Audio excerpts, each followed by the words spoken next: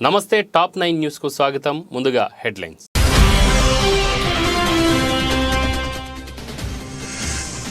భూమిపైకి గ్రహ శకల నమూనాలు, క్యాపుల్ ద్వారా భూమికి చేరవేసిన స్పేస్ క్రాఫ్ట్.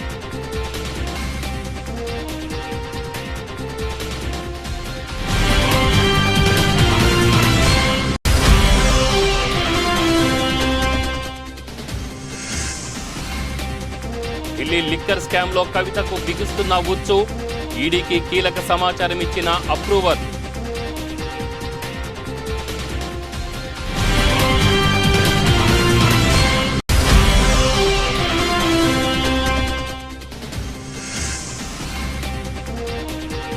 స్కిల్ స్కామ్ లో చంద్రబాబుకు రిమాండ్ పొడిగింపే గాని బెయిల్ మంజూరు ఉండదు, జోషం చెప్పిన ఎమ్మెల్యే కిలారి.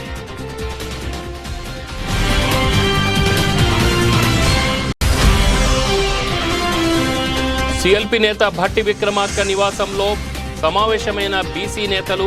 పార్లమెంట్ నియోజకవర్గం పరిధిలో 2 అసెంబ్లీ స్థానాలకు బీసీ అభ్యర్థులు కేటాయించాలని కోరుతూ వినతి పత్రం అందజేసిన బీసీ నాయకులు.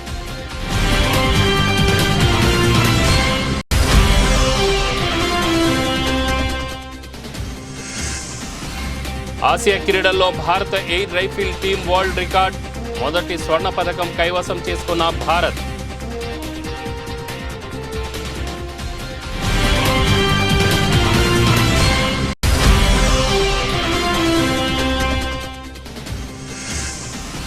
ప్రపంచాన్ని చుట్టేస్తున్న సమంత. మొన్న ఆసియా, నిన్న అమెరికా, ఇవాళ యూరప్.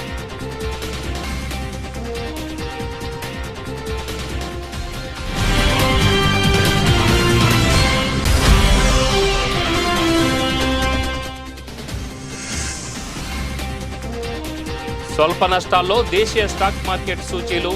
నేల చూపులు చూస్తున్న టెక్ కంపెనీల షేర్లు.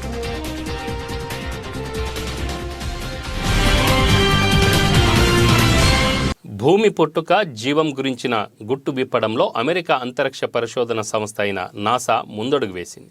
నాసాకు చెందిన ఓసిరిస్ రెస్క్ స్పేస్ క్రాఫ్ట్ క్యాప్యూల్స్ బెన్ను అనే గ్రహశకలం నమూనాలను భూమిపైకి తీసుకొచ్చింది. భూమి నుంచి 1,00,000 కిలోమీటర్ల దూరం నుంచి విడుదలైన ఈ క్యాప్సూల్ ఉటాఫ్ ఎడారిలో దిగింది. ఓసిరిస్ రెక్స్ స్పేస్ క్రాఫ్ట్ను నాసా 2016లో ప్రయోగించింది. 2 ఏళ్ల తర్వాత బెన్ను గ్రహశకలాన్ని చేరుకున్న ఈ వాహక నౌక అక్కడ దుమ్మురాళ్లను సేకరించింది. ఈ నమూనాలను క్యాప్సూల్స్ ద్వారా భూమికి చేరవేసింది.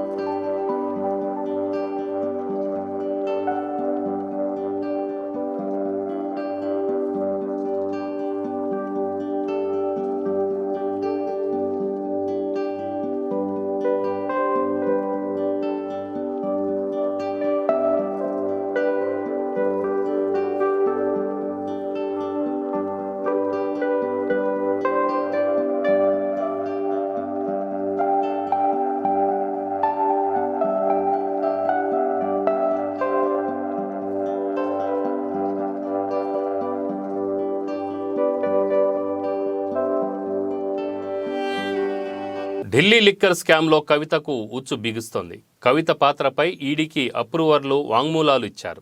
45 కోట్ల రూపాయలు తరలించినట్లు కవిత పిఏ అశోక్, ముత్తా గౌతమ్ దర్యాప్తు సంస్థల ముందు అంగీకరించారు. అప్రూవర్లుగా మారి ఈడీకి కీలక సమాచారం ఇచ్చారు. శరత్ చంద్రారెడ్డి, ఎంపీ మాగుంట, దినేష్ అరోరా, అరుణ్ రామచంద్ర పిళ్ళై ఆమ్ ఆద్మీ పార్టీ నేతలకు 100 కోట్ల రూపాయలు తరలింపుపై ఈడీకి పక్కా ఆధారాలున్నాయి. సిబిఐ నమోదు చేసిన కేసులో సెక్షన్ 164 కింద అశోక్, కౌశిక్తో పాటు నిందితుడు ముత్తా గౌతమ్ వాంగ్మూలం ఇచ్చారు. తామే సుమారు 45 కోట్ల రూపాయలు తరలించామని దర్యాప్తు సంస్థల ముందు అంగీకరించినట్లు సమాచారం.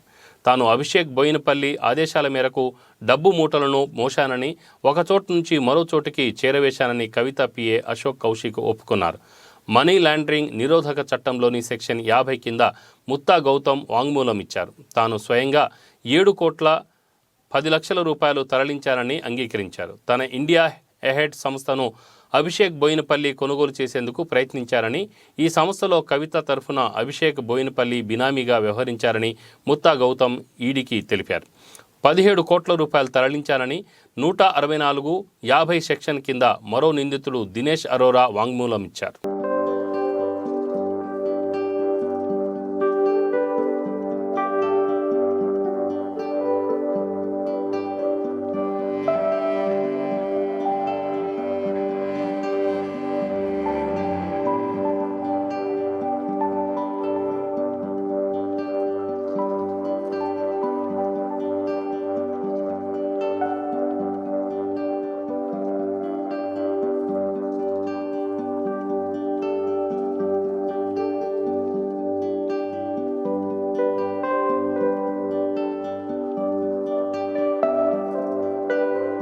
ఉత్తరప్రదేశ్లో 24 గంటల్లో ముఖ్యమంత్రి యోగి ఆకతాయిల ఆట కట్టించడం జరిగింది.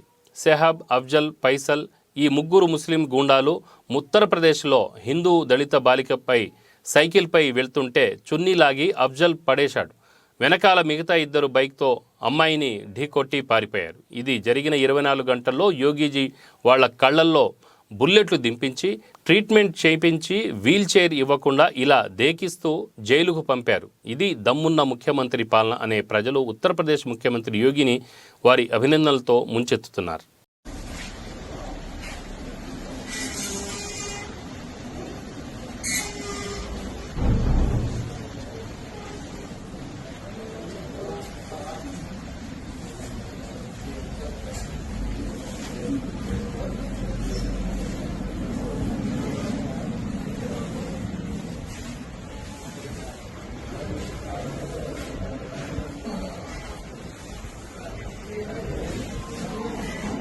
దొంగ దీక్షలు మానుకోండి. ఎల్లో మీడియా తప్పుడు దుష్ప్రచారాలతో మభ్యపెట్టినంత మాత్రాన మీ నాయకుడు తన నైపుణ్యంతో స్కిల్ స్కామ్ ద్వారా దోచేసిన కోట్లాది రూపాయలు ప్రజాధనం గూర్చి లెక్క చెప్పాల్సిందే. చంద్రబాబు తాను స్టే తెచ్చుకున్న 23 కేసుల గూర్చి ఆ 23 కేసులలో తనకు తానే పునీతునిగా నిరూపించుకోవలసిన కరెక్ట్ టైంగా నేను భావిస్తున్నానని ఎమ్మెల్యే కిలారి అన్నారు. లోకేష్ ఢిల్లీ పారిపోయి ఏం చేస్తున్నాడు? ఈ స్కిల్ స్కామ్ గురించి నోరు మెదపని కారణం దేనికి? కాలం చెల్లింది. మీకు ప్రజలను మోసం చేసిన ఏ వ్యక్తి అయినా తగిన శాస్తి అనుభవించి తీరాల్సిందే. ప్రజలను అమాయకులుగా, అసమర్థులుగా భావించే మీరు చేసిన దురాఘాతాలు, చేస్తున్న దుష్ప్రచారాలు ప్రజలంతా చూస్తున్నారు. రాబోయే రోజుల్లో అన్నీ బయటపడతాయి. జైల్లోకి వెళ్ళడానికి సిద్ధంగా ఉండండి ఎమ్మెల్యే కిలారి హెచ్చరించారు. మొత్తం కలిసి 85 కోట్లు 100 కోట్ల దాకా వీళ్ళు 70-80 కోట్ల దాకా రిలీజ్ చేశారు. ఏపీ స్టేట్ గవర్నమెంట్, అప్పుడు గవర్నమెంట్. దాంట్లో ఖర్చు పెట్టింది తక్కువ, చూపించింది ఎక్కువ. పాలిటెక్నిక్ కాలేజీలో ప్లంబరు, పెయింటరు, కార్పెంటరు ట్రైనింగ్ ఉంటుంది. ఆ ట్రైనింగ్ చూపించి 5 రోజులు డెమో ట్రైనింగ్ చూపించి 3 నెలలు జరిగినట్టుగా ఖర్చు రాసి అక్కడ ఉన్న కంపెనీలకి వీళ్ళు డబ్బులు పే చేశారు. సో రూటింగ్ మళ్ళీ వాళ్ళకే వెళ్ళినాయి. అట్లా ఒక 58 కోట్లు 70 కోట్లు ఖర్చు పెట్టారు. మళ్ళీ అట్లా కూడా ఎత్తేసారు. సో ఇది స్కిల్, చంద్రబాబు స్కిల్. సిఎల్పి నేత భట్టి విక్రమార్క నివాసంలో భట్టి విక్రమార్కతో టీపీసీసీ బీసీ నేతలు సమావేశమయ్యారు. పార్లమెంట్ నియోజకవర్గం పరిధిలో 2 అసెంబ్లీ స్థానాలకు బీసీ అభ్యర్థులను కేటాయించాలని కోరుతూ భట్టికి వినతిపత్రం అందజేశారు బీసీ నాయకులు. ఈ సందర్భంగా భట్టి సానుకూలంగా స్పందించారు.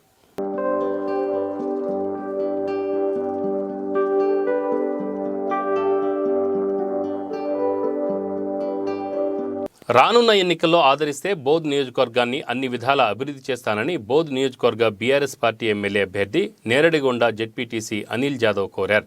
ఆదిలాబాద్ జిల్లా తాంసీ మండలంలోని జామిడి, కప్పర్ల, పాలోది గ్రామాల్లో డీసీసీబీ చైర్మన్ అడ్డి భోజారెడ్డి కలిసి పర్యటించారు. ఇంటింటికి తిరుగుతూ ఓటు వేసి గెలిపించాలని అభ్యర్థించారు. రాష్ట్రాన్ని అభివృద్ధి చేసేందుకు సీఎం కేసీఆర్ అహర్నిశలు కృషి చేస్తున్నారని తెలిపారు. ఈ కార్యక్రమంలో sarpanch Sadanand, Keshava Reddy, Shankar, MPTC Ashok, market director Mahender, Bhimpur ZPTC Sudhakar తదితరులు పాల్గొన్నారు.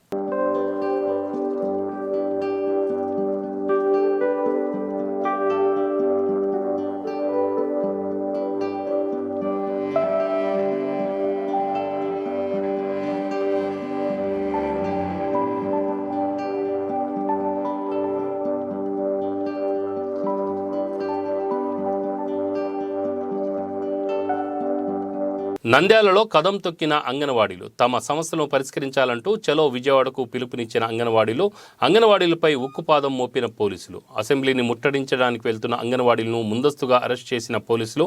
ఎన్నికల్లో జగన్ ఇచ్చిన హామీలను నెరవేర్చాలని డిమాండ్ చేసిన అంగన్వాడీ మహిళల్ని చూడకుండా రాత్రి వేళల్లో స్టేషన్లో ఉంచడం ఏంటని పోలీసుల తీరుపై మండిపడుతున్నారు అంగన్వాడీ కార్యకర్తలు.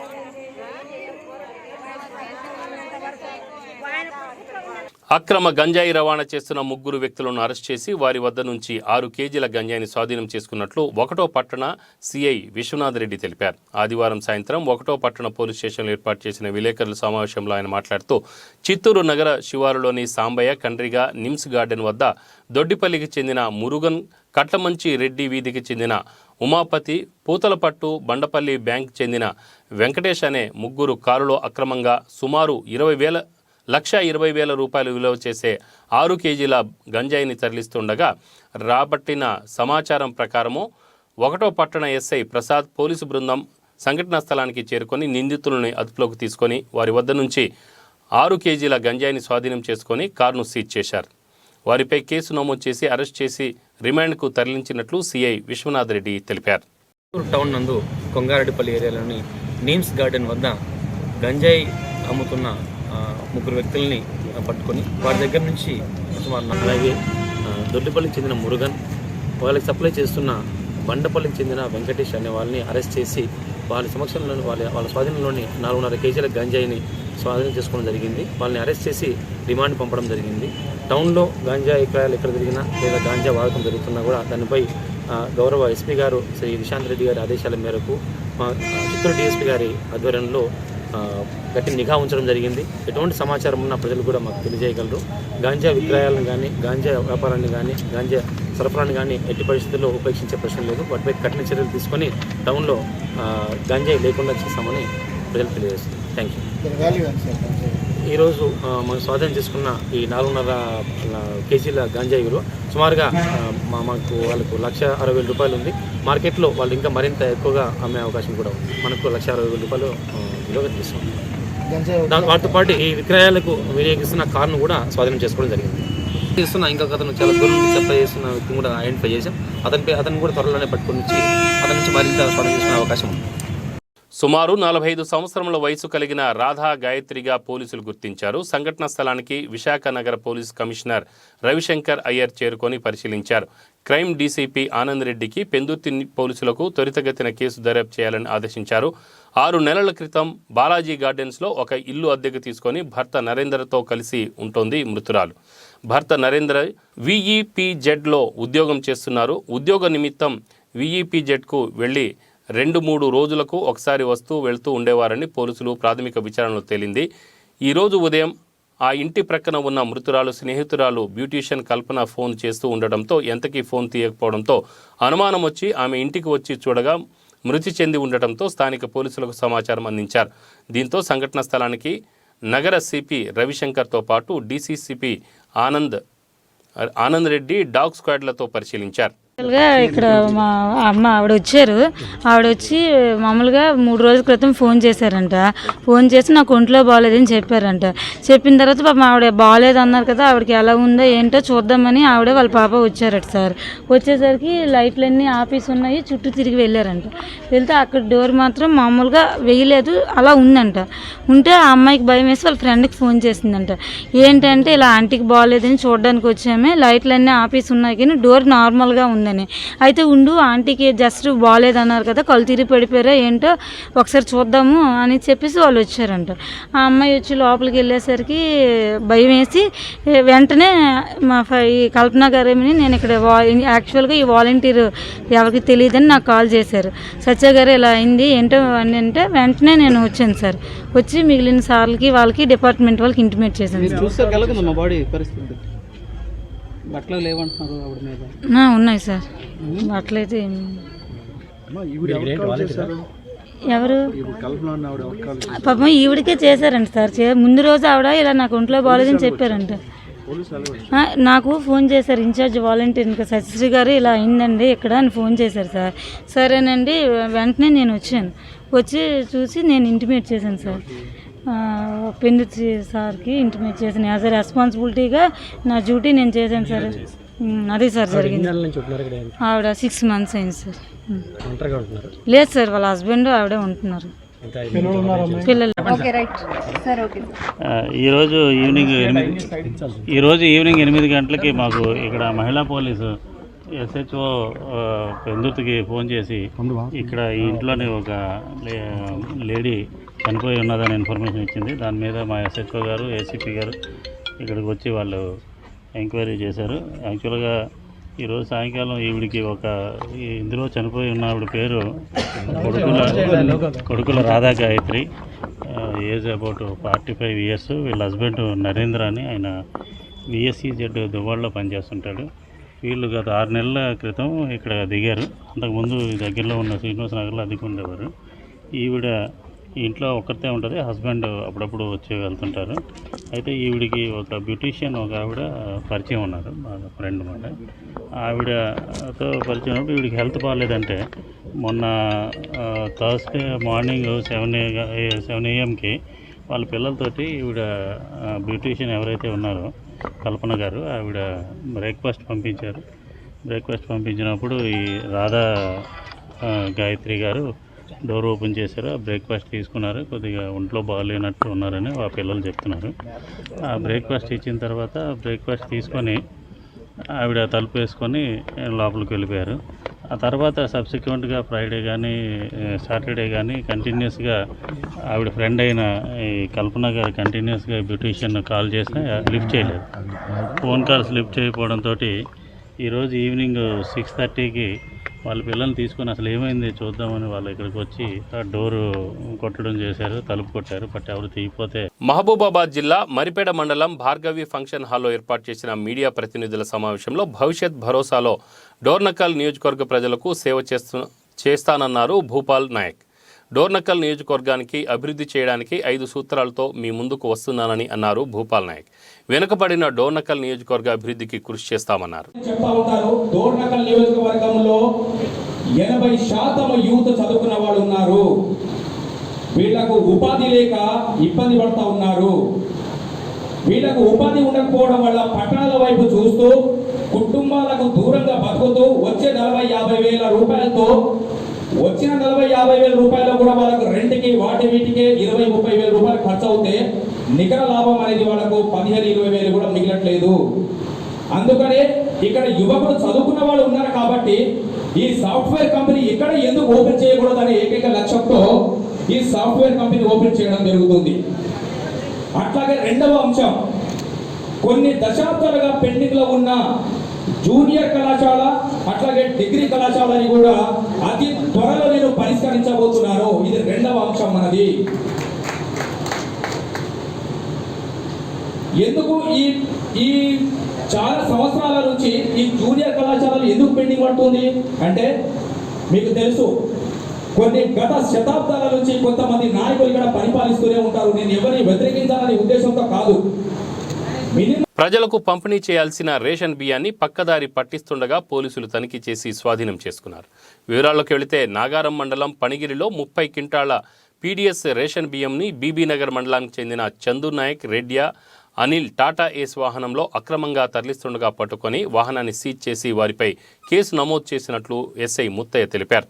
ఈ తనిఖీలో హెడ్ కానిస్టేబుల్ వెంకన్న, పోలీసు సిబ్బంది నాగరాజు, లింగయ్య ఉన్నారు.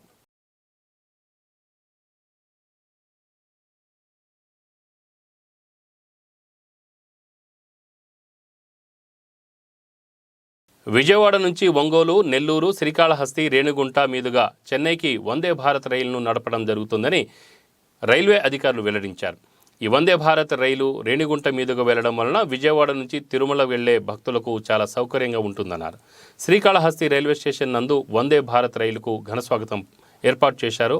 ఈ కార్యక్రమానికి one town CI Anju Yadav, రాజకీయ పార్టీ నాయకులు, బీజేపీ, వైఎస్ఆర్ కాంగ్రెస్ నాయకులు హాజరై ఘనస్వాగతం పలికారు. వందే భారత్ రైలు వచ్చేసిందండి.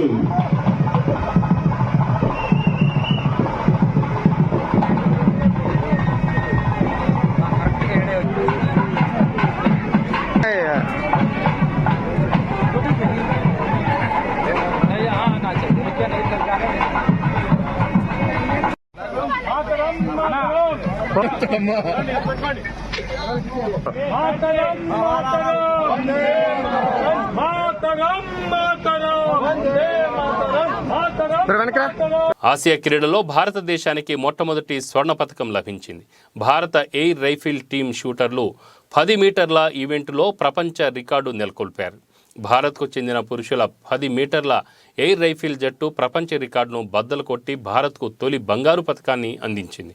పురుషుల 10 మీటర్ల ఎయిర్ రైఫిల్ జట్టు స్కోరు 1893.7గా నమోదు చేసుకుంది. రుద్రాంశ్, బాలాసాహెబ్ పాటిల్, దివ్యాంశ్ సింగ్ పన్వార్, ఐశ్వర్య ప్రతాప్ సింగ్ తోమర్లతో కూడిన షూటర్ల జట్టు భారతదేశానికి మొదటి స్వర్ణ పతకాన్ని సాధించడమే కాకుండా ఈ ప్రక్రియలో ప్రపంచ రికార్డును బద్దలు కొట్టింది. ఈ ముగ్గురు షూటర్లు వ్యక్తిగత క్వాలిఫికేషన్ రౌండ్లో 1893.7 పాయింట్లు సాధించి బాకు ప్రపంచ ఛాంపియన్షిప్లో చైనా నెలకొల్పిన ప్రపంచ రికార్డును అధిగమించారు. భారతదేశం 5 పతకాలతో మొదటి రోజును ముగించింది. 3 రజత పతకాలు, 2 కాంస్య పతకాలు లభించాయి.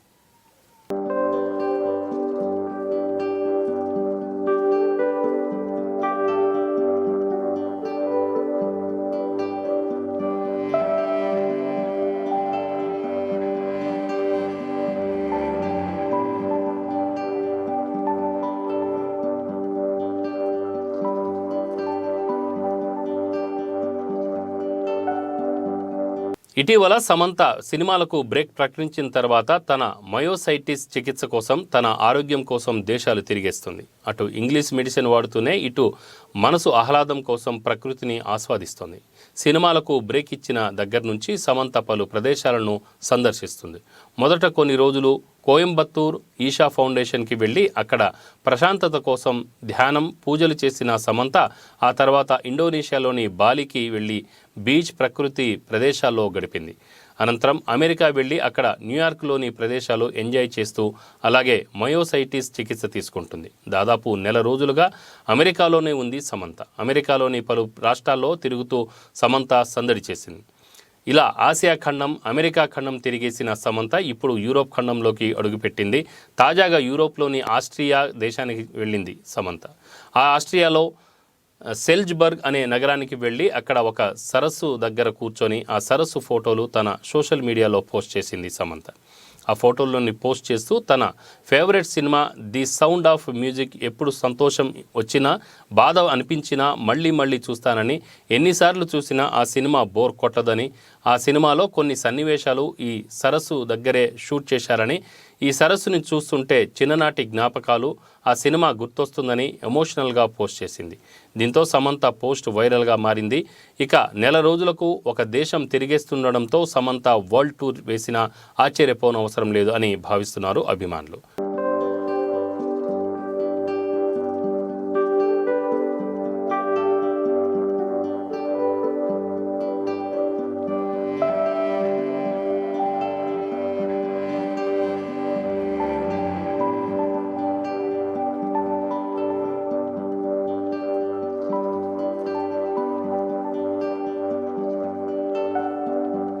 అంతర్జాతీయ మార్కెట్లోని మిశ్రమ సంకేతాల నేపథ్యంలో దేశీయ స్టాక్ మార్కెట్లు సూచీలు సోమవారం నష్టాలతో ప్రారంభమయ్యాయి.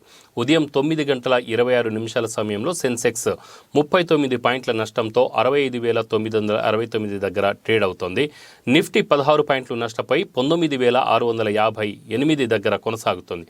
డాలర్తో పోలిస్తే రూపాయి మారకం విలువ 83.04 దగ్గర ప్రారంభమైంది. సెన్సెక్స్ 30 సూచీల్లో Bajaj finance, Bajaj Finserv, Maruti, JSW steel, Asian paints, Kotak Mahindra bank, SBI, NTPC షేర్లు లాభాల్లో ముగిశాయి.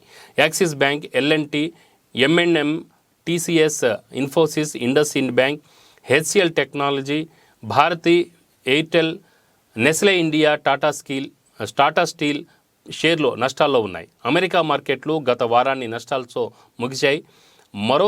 ఐరోపా సూచీలు సైతం అదే బాటలో పయనించాయి. నేడు ఆసియా పసిఫిక్ మార్కెట్లు నష్టాల్లో చవిచూస్తున్నాయి. ఈ వారం సెప్టెంబర్ డెరివేటివ్ కాంట్రాక్టుల ముగింపు ఉంది. ఈ వారం JSW Infra, Updater services, Valiant laboratories IPOలు రానున్నాయి. విదేశీ సంస్థాగత మదుపర్లు శుక్రవారం 1326.74 కోట్ల రూపాయలు విలువ చేసే భారత ఈక్విటీలను విక్రయించారు. దేశీయ సంస్థాగత మదుపర్లు 801.27 కోట్ల రూపాయలు విలువ చేసే షేర్లను కొనుగోలు చేశారు.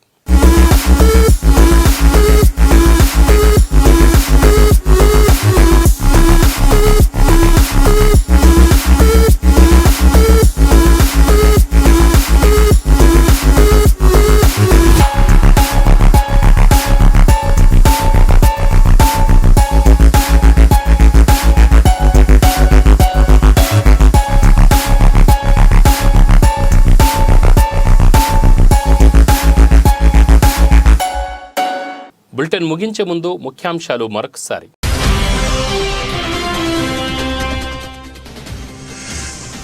భూమిపైకి గ్రహశకల నమూనాలు, క్యాపుల్ ద్వారా భూమికి చేరవేసిన స్పేస్ క్రాఫ్ట్.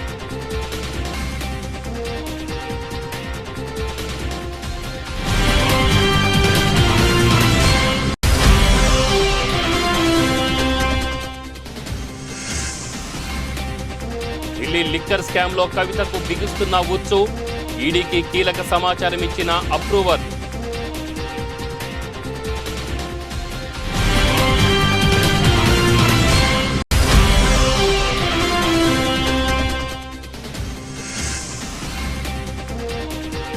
స్కిల్ స్కామ్లో చంద్రబాబుకు రిమాండ్ పొడిగింపే గానీ బెయిల్ మంజూరు ఉండదు, జోషం చెప్పిన ఎమ్మెల్యే కిలారి.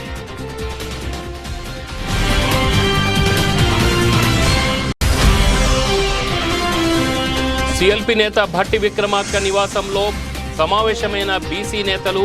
పార్లమెంట్ నియోజకవర్గం పరిధిలో 2 అసెంబ్లీ స్థానాలకు బీసీ అభ్యర్థులు కేటాయించాలని కోరుతూ వినతి పత్రం అందజేసిన బీసీ నాయకులు.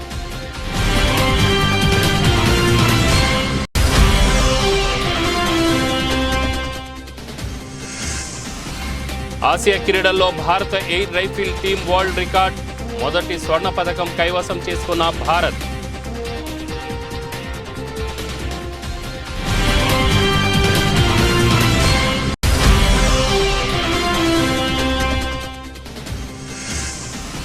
ప్రపంచాన్ని చుట్టేస్తున్న సమంత, మొన్న ఆసియా, నిన్న అమెరికా, ఇవాళ యూరప్.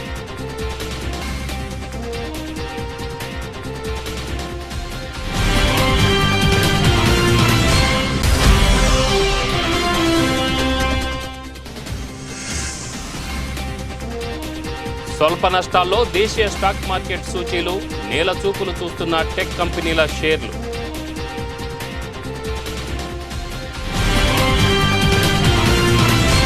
ఇవి బులెటిన్ వివరాలు. మరో బులెటిన్లో మళ్ళీ కలుసుకుందాం. అంతవరకు సెలవు. నమస్తే.